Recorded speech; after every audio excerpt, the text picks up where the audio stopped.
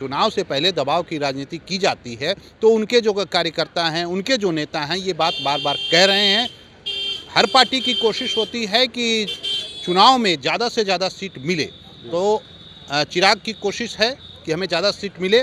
देखिए, कई बार आपका स्ट्राइक रेट बहुत अच्छा होता है, तो ये ज़रूरी नहीं है कि वही आधार, वही फार्मूला 20 का फार्मूला भी इस बार लागू हो जाए। ज़्यादा सीटें मिले ये ठीक है, लेकिन उन सीटों पर भी दावेदारी, जो सीटें जिन सीटों पर जेडीयू भी चुनाव लड़ी, या जीत गई या हार गई, लेकिन लोक जनशक्ति पार्टी का स्कोर भी अच्छा रहा, लोजपा के उम्मीदवार अच्छा वोट लेकर आए, उन सीटों पर भी क्या चिराग दावा करेंगे और उन सीटों को लेकर ठनेगी नीतीश कुमार से? देखिए, दावा की जा सकती है, इसमें कोई दो राय नहीं है। करना चाहिए, कोई भी करेगा। इनको ही पार्टी चलानी है और इनके भी कार्यकर्ता हैं, उनको भी नेता बनना है, तो ये दावा हो सकता है। लेकिन वर्तमान में बिहार की जो स्थिति है, राजनीतिक स्थिति, उस स्थिति में चिराग पासवान उस हैसियत में नहीं है कि डायरेक्ट अभी नीतीश कुमार से उलझ लें।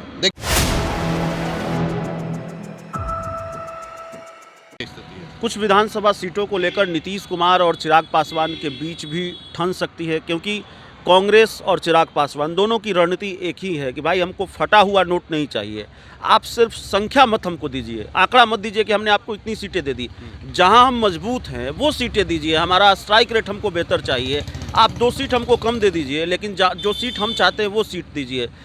पिछली बार चिराग पासवान अलग चुनाव लड़े थे, मैं देख रहा था कि कई ऐसे सीटें हैं जहां जेडीयू के उम्मीदवार थे और एलजेपी के उम्मीदवार थे, और लोजपा के उम्मीदवार को भी 20,000, 25,000, 30,000, 18,000 इस तरह से वोट आए।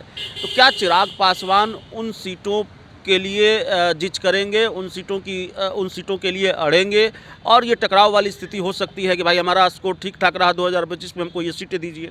देखिए, राजनीति में इस तरह की बातें होती हैं। अभी चुनाव तो है नहीं, चुनाव तो अक्टूबर नवंबर में होना है, लेकिन उनके पार्टी के प्रवक्ता या उनके पार्टी के नेता हैं, ये बात लगातार कह रहे हैं कि हमारा स्ट्राइक रेट अच्छा है, हमारे नेता की विश्वसनीयता है, उनके पास विज़न है, इसलिए हमें ज़्यादा से ज़्यादा सीट चाहिए। ये बात कही जा रही है, और आप ये कह सकते हैं अप्रत्यक्ष रूप से चिराग जी कहवा भी रहे हैं, डायरेक्ट तो कह नहीं सकते, उस हैसियत में है नहीं कि बीजेपी के सामने या नरेंद्र मोदी के सामने या अमित शाह, जेपी नड्डा के सामने कहें कि भैया मैं इतना सीट मेरे को चाहिए, ऐसी स्थिति में नहीं है। लेकिन चुनाव से पहले दबाव की राजनीति की जाती है तो उनके जो कार्यकर्ता हैं, उनके जो नेता हैं, ये बात बार बार कह रहे हैं।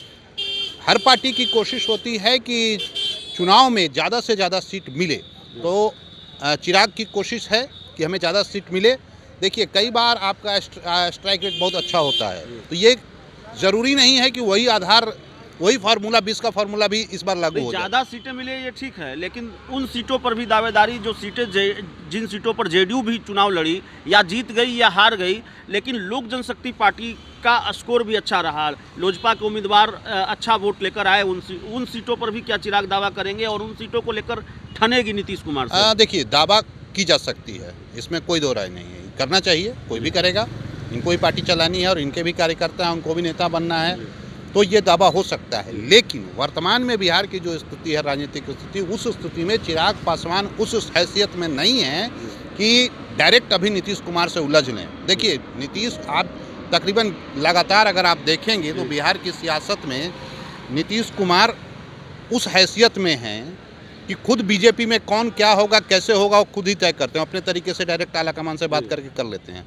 तो चिराग पासवान को कैसे सेट करना है वो बीजेपी को ही पता है और नीतीश कुमार को ही पता है, और चिराग पासवान भी नहीं चाहेंगे कि 25 के विधानसभा चुनाव, देखिए बिहार में अगर विधानसभा में इनके विधायक जीत के जाते हों, चाहे 5 जीते चाहे 25 जीते, तो इनके लिए एक प्लस पॉइंट होगा।